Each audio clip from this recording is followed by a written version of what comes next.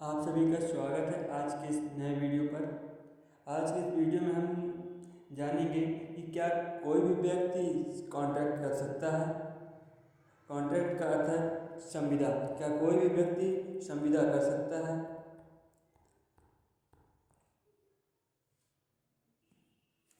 आज हम समझेंगे कि संविदा या कॉन्ट्रैक्ट करने की क्षमता किन तत्वों पर निर्भर करती है। किसी भी संविदा को वैध या वैलिड बनाने के लिए इनमें क्या सम्मिलित होना चाहिए, व्यक्तियों में क्या अहर्ताएँ होती हैं, तब वह एक वैलिड कॉन्ट्रैक्ट कर सकता है। यह वीडियो लॉ स्टूडेंट के लिए भी महत्वपूर्ण है।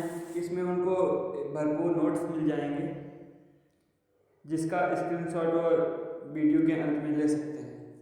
तो हम शुरुआत करते हैं। संविदा करने के आवश्यक तत्व। पहला तत्व है वयस्कता, मेजॉरिटी। किसी भी कॉन्ट्रैक्ट करने के लिए सर्वप्रथम वह व्यक्ति वयस्क हो। वयस्क सामान्य रूप से 18+ के लोगों को ही माना जाता है। भारतीय अल्पसंख्यक एवं संरक्षता अधिनियम 1875 की धारा 3 के अनुसार कोई भी व्यक्ति तब तक अल्पवयस्क या माइनर माना जाता है जब तक वह 18 वर्ष का नहीं हो जाता।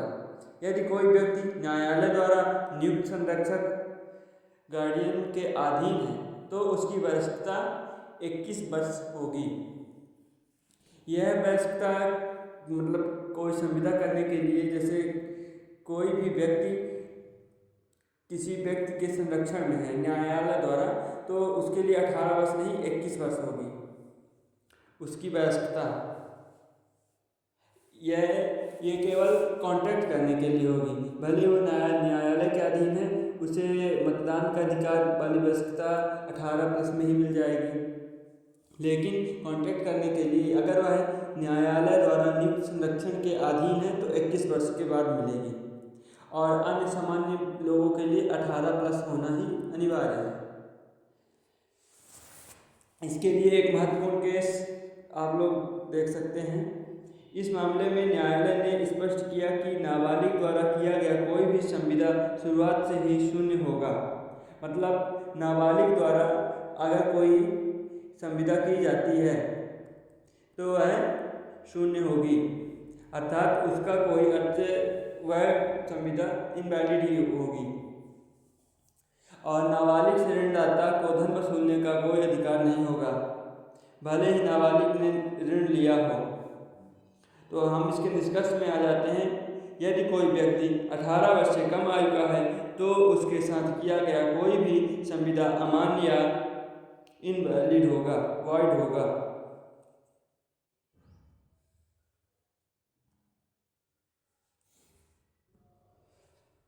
आवश्यक तत्व में एक तत्व है समझदार व्यक्ति। संविदा करने के लिए व्यक्ति को साउंड माइंड होना चाहिए, अर्थात वह मानसिक रूप से बीमार ना हो। संविदा करने के लिए किसी भी व्यक्ति का मानसिक रूप से समझदार साउंड माइंड होना आवश्यक है। भारतीय संविदा अधिनियम की धारा 12 में मानसिक क्षमता के बारे में प्रावधान दिया गया है। आप जानते हैं समझदार व्यक्ति होता कौन है? समझदार व्यक्ति संविदा के दौरान उसकी प्रकृति और प्रभाव को समझ सके। मतलब समझदार व्यक्ति वह है कि वह संविदा या कॉन्ट्रैक्ट कैसा कॉन्ट्रैक्ट कर रहा है, वह उसके बारे में समझ सके, अपनी संपत्ति या अधिकारों की रक्षा कर सके। अब इसका न्यायिक दर्शन केस भी है इससे संबंधित कुछ, उसको भी आप देख सकते हैं। चित्तरंजन लाल वर्सेस हरिदास 1932 का यह केस है। यदि कोई व्यक्ति पागलपन से पीड़ित हो तो उसकी संविदा शून्य या वॉइड मानी जाएगी। परंतु कोई व्यक्ति केवल कुछ समय के लिए असमझ अनसाउंड रहता है और संविदा के समय समझदार था तो उसकी संविदा वैलिड होगी। निष्कर्ष में आ जाते हैं हम, केवल समझदार व्यक्ति ही संविदा कर सकता है। मानसिक रूप से कमजोर या पागल व्यक्ति संविदा करने में असक्षम होते हैं। तो अभी तक हमने क्या सीखा कि संविदा या कॉन्ट्रैक्ट करने के लिए सर्वप्रथम व्यक्ति को 18+ यानी वयस्क होना चाहिए, और दूसरा उसे साउंड माइंड होना चाहिए।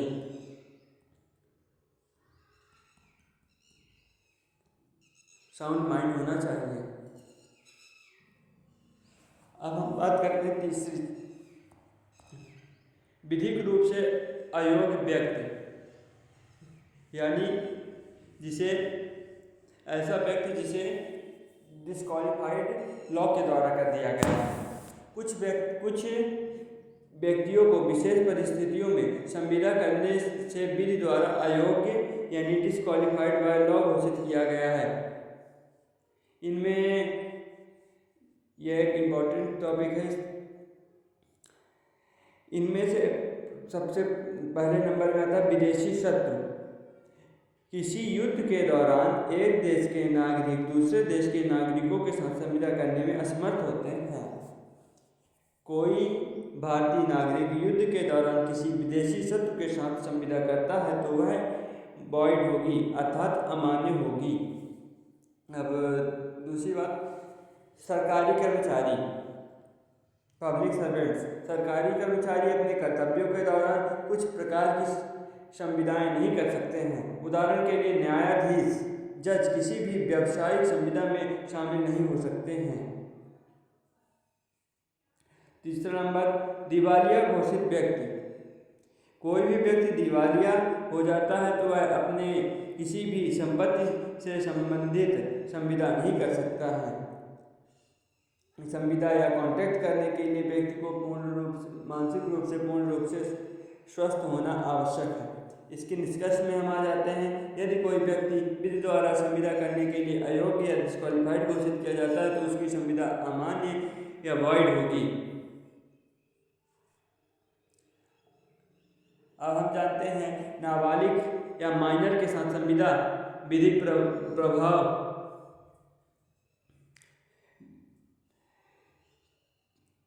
Legal effects of contract with A minor. भारतीय संविदा अधिनियम 1872 के अनुसार नाबालिग द्वारा किया गया कोई भी संविदा शुरुआत से शून्य, वॉइड एड इनिट्रो होता है।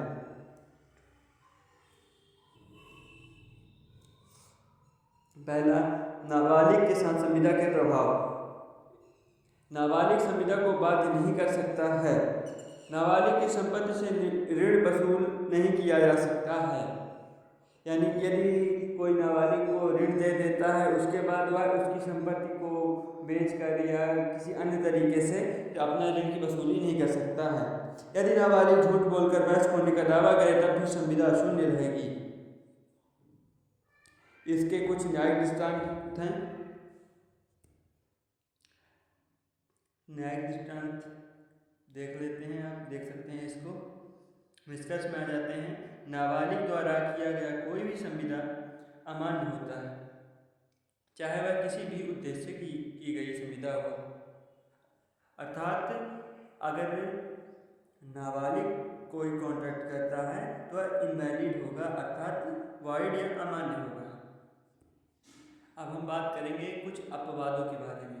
कुछ परिस्थितियों में नाबालिग के संविदा को मान्यता दी जाती है। नाबालिग के लिए आवश्यक वस्तुओं नेसेसरीज की आपूर्ति धारा 68 में बताई गई है, जिसके लिए यदि कोई व्यक्ति नाबालिग को आवश्यक वस्तुएं like food, clothing and etcetera प्रदान करता है तो उसकी लागत नाबालिग की संपत्ति से वसूली जा सकती है। इसके ये केस है, आप इसको देख सकते हैं, जिसमें न्यायालय ने कहा कि केवल आवश्यक वस्तुओं के लिए नाबालिग की संपत्ति को जिम्मेदार ठहराया जा सकता है। ये कुछ अपवाद हैं जो धारा 68 के तहत दिए गए हैं, इनको आप देख सकते हैं। नाबालिग के अभिभावक द्वारा की गई संविदा। यदि नाबालिग का अभिभावक गार्डियन उसके लिए कोई संविदा करता है तो वह वैध या वैलिड होगी। उदाहरण के लिए संपत्ति की बिक्री, विवाह संविदा, शैक्षिक अनुबंध आदि। अब इसके कंक्लूजन में हम आ जाते हैं। भारतीय संविधान अधिनियम 1872 की धारा 11 के अनुसार संविदा करने की क्षमता केवल वयस्क, समझदार और विधिक रूप से योग्य व्यक्ति को होती है। नाबालिग, असमझ व्यक्ति, विदेशी, शत्रु, दिवालिया आदि संविदा करने में असक्षम माने जाते हैं। नाबालिग द्वारा किया गया कोई भी संविदा या कॉन्ट्रैक्ट अमान्य होता है। अपवाद स्वरूप नाबालिग की आवश्यकताओं की पूर्ति के लिए की गई संविदा को न्यायालय लागू कर सकता है। नाबालिग के वयस्क होने के बाद अपनी संविदा की पुष्टि नहीं कर सकता।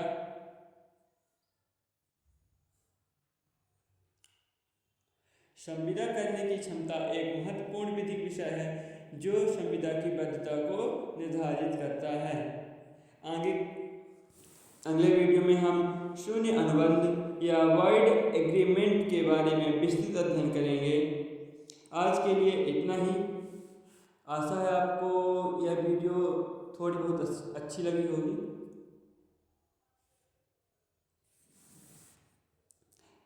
अगर स्टूडेंट्स इस नोट्स का स्क्रीनशॉट लेना चाहते हैं तो ले सकते हैं।